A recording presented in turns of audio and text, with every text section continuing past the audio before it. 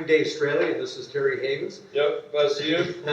Terry rode in the best varsity 8 Long Beach had in 1983. Yep. 72. Not 80. Yeah, 72. Sorry, 72. Yeah. Got my decades messed up. 72. Just missed beating University of Washington by like a stroke or two. Yeah. Okay, and it was here in the Western Sprints. Western Sprints. Okay, you had rode for Long Beach that year that was your second year. Second year. So you can't, had you rode the year before? You rode in varsity boat also. Yes. Okay. Yes. So the 70, 71 you rode. Well, it's actually 71 and then 72. Okay, the spring of 71 and the spring of 72. Yeah. All right. I usually start. When was the first time you ever rode in the shell? It was at San Diego State. Okay. Oh, okay. And I rode 2 years down there, and it was quite the experience. It was really something. You were on campus as a freshman and saw an ad for rowing, or how did you? Well, it was kind of crazy. In my high school, I was raised in La Crescenta, California, which is Glendale, Burbank area type stuff, and there was 2 guys ahead of me in the class ahead of me that one went to UCLA, and one went to SC, and they were rowing. I heard later, after I was in junior college in Glendale, I heard that they had rowed, and I said, wow, that sounds really cool. It's a great way to exercise out on the water, love the water, this, that, and the other thing. And one became a captain at SC, and I never really had a great admiration for SC, so I thought, well, if we could do something about that, that would be great. So when I went to San Diego, the first thing on campus, I wanted to find out about who was rowing, what fraternities had rowers in them and whatnot. And I get hooked up with some of the right people, and I was able to row the San Diego State first year varsity. I just thought, wow, what a great opportunity. And I rowed the second year, and then after that, I went into the Coast Guard. So what years were you at San Diego? That was 67, 68. 67, 68, okay. And then you went to the Coast Guard. One of the reasons I bring this up, in 68 we had the Olympic trials here at Long Beach. Were you in any of the boats in the Olympic trials? All right. Didn't even think about it. Okay. All right, so you rode at 67, 68 at San Diego. Then you go into the Coast Guard. 2 years, 3 years? How? 2 years. 2 years. All right. And when I got out, I needed to finish my college, and wanted to finish with rowing had been such a great release of energy for me, because school was just not my thing. I kind of needed a release. Right. So rowing was great. I mean, I'd go out and row and forget about everything, and I was all tied up during the day in class, and then go row, and then I could actually accomplish something after that. So it worked out. So at San Diego State, when you first rowed, did they have a barge? Did you sit on the dock with an oar? Or how did you? Barge. A barge. So they had a barge, and you did a barge for a couple of weeks. Yeah. Put you into the shell. And the coach was Del Beakley, and he was an Olympic coxswain. Oh. And Okay. I don't remember which ones he participated, but he had a lot of knowledge, new technique, and that's what we started on the barge. All right, so you're at 72. Well, fast forward to 72, and you're in the fastest varsity boat Long Beach has ever produced. Wow. Amazing. Yeah. It's been downhill ever since. I didn't realize that we had that seat. Wow. No Long Beach team is gotten better than second in the Western Sprints. Wow. We don't even go to the Western Sprints anymore, unfortunately. Go to we're in another competitive club sport. The clubs. Yeah. So, best boat, you finish up, and Olympic trials are coming up. Well, Was there a poster on the board that said Olympic trials coming, sign up here, or what? How did you? no, Coach Graham at the time, after Bill Lockyer, Right. was in tune to it all. He was a freshman coach from Cal, so he knew about everything that was happening in rowing, and he let us know about it. And it actually started back that year. The Western Sprints were in May of '72, and so the camp thing started back in actually December 71? 72. Oh, 72, Yeah. okay, all right. Oh, no, 71 December. December 71, the camp started? Yeah, Oh, wow. not the camp, but the tryouts before Okay. the camp. So December 71, January of 72, February of 72. There was 3 different camps, and there were 3 different tryouts, and they were all up in UCLA at Bologna Creek. Okay. And, you know, I was reading through some of the papers. I brought some of the papers that were given to us after the camps. And I don't, you know, it seemed okay at the time, but I don't know how I'd ever do that today. It was really tough. I mean, they put us through. There was quite a few from the West Coast of Southern California, UCLA. SD didn't have any people there. It was mostly us, UCLA, anybody else that wanted to attend it. But there was like 60 or 70 people that started out. The first one in December, they had us row 2¼ miles. They just checked our stroke. We went for time. And In then 8s, in 4s? in 4s. In all 4s, okay. With coxswain. With coxswain, okay. And then, so we did the row, and then right after the row, we did ergometers, 10-minute ergometers. And then on Sunday, the following day, 10-minute ergometers again. So they did that 3 times. And each time they would eliminate some of the people that weren't performing up to their standards, I guess. And then by the time May came around in the Western Sprints, Coach Harry Parker from Harvard, yeah, he was the guy designated to be the head of the camp, the Olympic camp. He was at the sprints right here in Long Beach, and we did another. After the sprints, he took us aside and had selected down to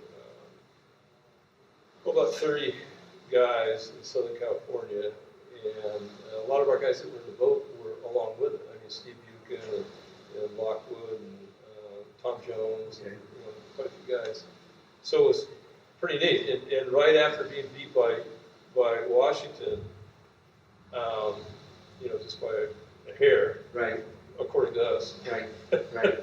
After being beat by them, we sent out our best 4 against Washington's best 4, and we cleaned their clocks. Yeah, yes. It was really cool. Yes. So, Lockwood has told me that story not too long ago. He said Erickson kept telling you guys to slow down. well, what happens is they kept switching seats until one boat was pretty slow. So that was very interesting and very exciting. And then, and that was quite a few, like 3-4 minute races, in 4s, like 6 or 8 of them in one day. And then after that, we had the ergometer again, which we all hated. We hated the ergometer. Now it's commonplace. And this is not the concept, too. No, Okay, no, this is, I forget what they call it. all right. They set it by stones. That's how old it was. Okay. How many stones are the weight's going to be? It's by stones. So in that one, I was reading in the files that I have a couple of things that they sent us afterwards, telling us what they did to make their selections. And that one was like a 6-minute all out, and it was 20 strokes at 40. Okay. The rest had to be 34 to 36, the rest of the piece, for 10 minutes. And if you dropped below that, you were out. You were out? Oh, wow. Yeah. Well, they gave you time to rest if you wanted to, and then go back in. What kind of drag was on it? Well, it was like 5.5 stones or whatever, whatever it was. So it wasn't like the concept 2s where you could set your own drag. Yeah, they just set it.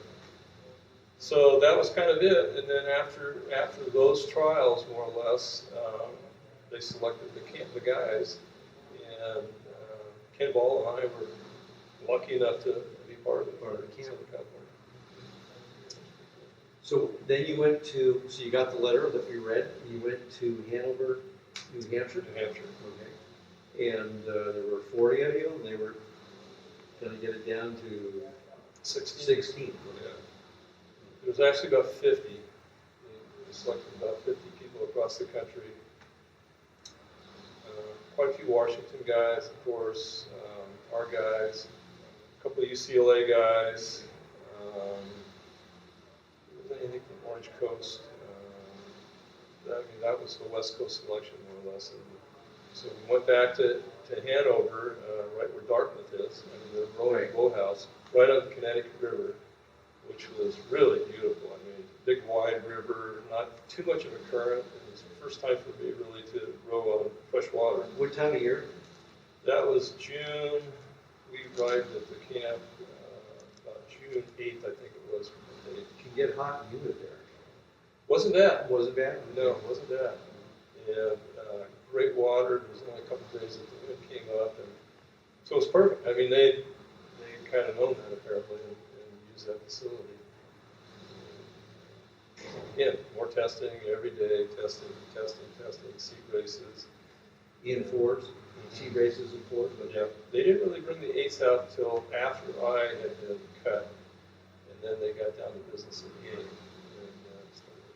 And you made it to the final 20, correct? Yeah, I was, in my mind, I was thinking that. I was reading through these papers, and when I was cut, there was only 22 left. Oh, all right. So I was a group of maybe 8 or 10 guys that was one of the last cuts. And then 22, they cut it down to 60 after that. Yeah. Okay. But it took it like 2.5 weeks. Sure. We were there 2.5 weeks. And they, not the sad thing, but the hard thing for me anyway, I was in the first group that showed up. There was 3 different groups that showed up. So I had to battle through the first group. I had to battle through the second group. I had to battle through the third group. And they're fresh? Yeah. So they show up, the third group shows up, and you've already been there a week, 2 weeks? Yeah. And you're, okay. And you don't know who your competition's going to be.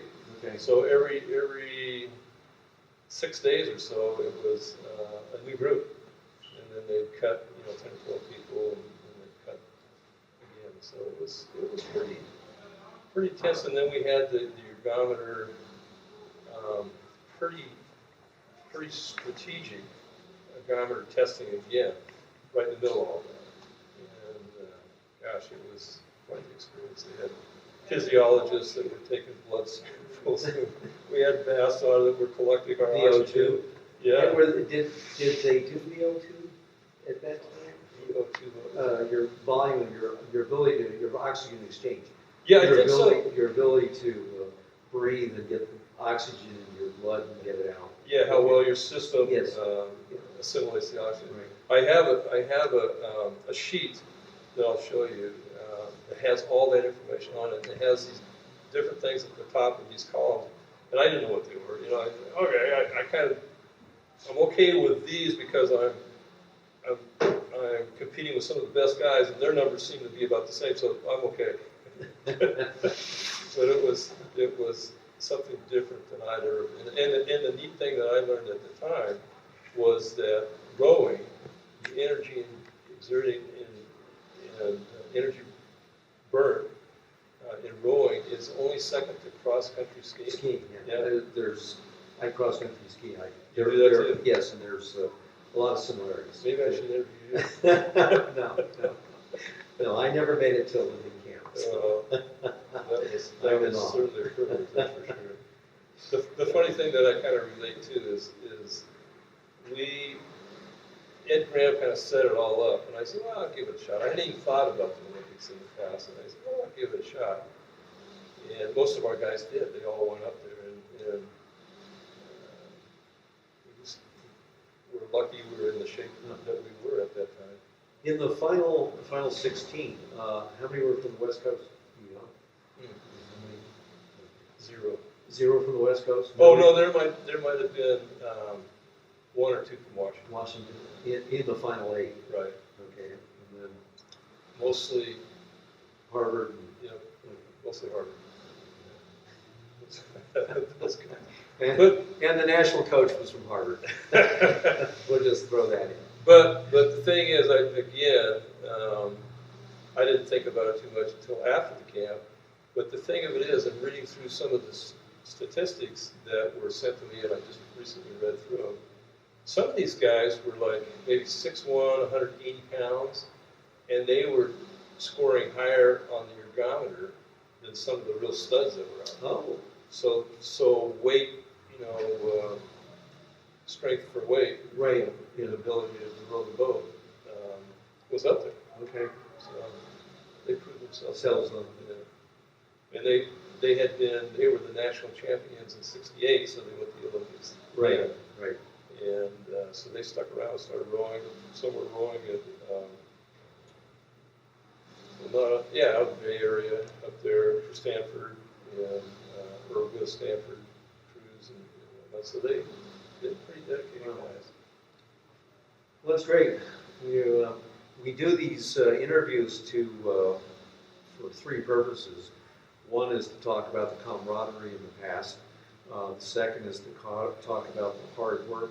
And the third is the achievements. And Terry here has obviously achieved something, double achievement. Best crew in '72, varsity crew, and one of only two people from Long Beach to ever get invited to the Olympic camp for an 8. The amount of work, I guess you've gone through that a little bit, but when you were training in '72 with the varsity 8, every morning at 5:30, or double workouts, weight training, what was the... Yeah, all the above. All the above? Okay. I think Ed Graham was really good in not peaking us too soon, and he believed in water workouts, so we were on the water as much as we could be. And he started out with a low stroke, lower power, 3/4 power at the most, and built through the season. I mean, our first race we raced at 3/4 power. He didn't want us to go over that because we were in sync at 3/4, and as soon as we took it above that, we started losing. And you won? Yeah, Wow. yeah. We didn't lose the race until The final sprints. Western sprints, okay. And so, but he had us, and we'd do a little bit of running and just different things to get our heart rates up after we came back on land. But the hardest thing that I remember is Signal Hill. Oh my gosh. I mean, I would be beat halfway up. And guys like George Lockwood would just shoot to the top. Shoot to the top, Like, yeah. oh, how's he do that? But yeah, it's in good shape by the end of the season. We were able to compete with just about anybody. Super. All right, well, any other, you obviously threw the coxswain, who was the coxswain in that 72 boat? Greg Kelly. Greg Kelly, Yeah. so you obviously threw him in the water a few times. Yeah. Any wild road trips or any wild stories you want to get down for history? Yeah, I've got a couple of On the camaraderie. I could figure out a couple. Well, we were able to go to Syracuse, Lake Onondaga, Right. for the Nationals, IRAs, IRA, yeah. and we did terrible. It was really a That disappointment. mystifies me. Why? What happened there? I don't know. It might have been the freshwater thing. It just didn't feel the same. It was in a borrowed boat, and so I'm not sure if that came into play. Some of the guys were fairly young and away from home, and just a different situation for them. I'm not exactly sure what it was, but that was a disappointment for all of us.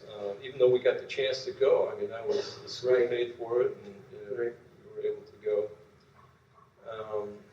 Did Ed have any observations about that, or He never really said. Said, He never really, at least not to me. Did Washington win that? No, I think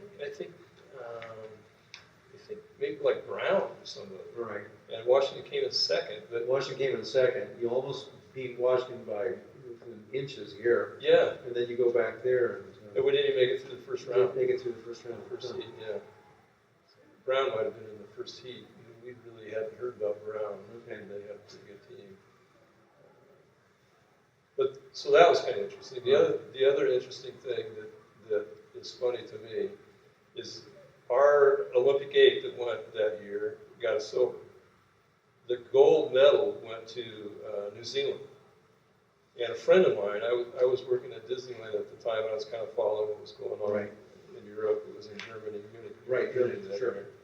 And the funny thing was that this guy told me he'd just gotten back from Australia or New Zealand. He was coming back on the plane about the time that the New Zealand team was coming to the United States. And he says, those guys were the rowdiest. They were drunk. They were drinking beer, singing songs the whole way. And here they get the You gold get the medal. gold medal. Yeah, isn't that amazing? I mean, how can they be in such great shape and inhaling beer like that? And he said they were really knocking it down. Well, that was in the days before doping, so it probably wasn't doping. Must have been pure genetics. Yeah, so those are two interesting stories, I guess. All right. Well, thank you very much, Terry. Appreciate it. Thank you, Dave.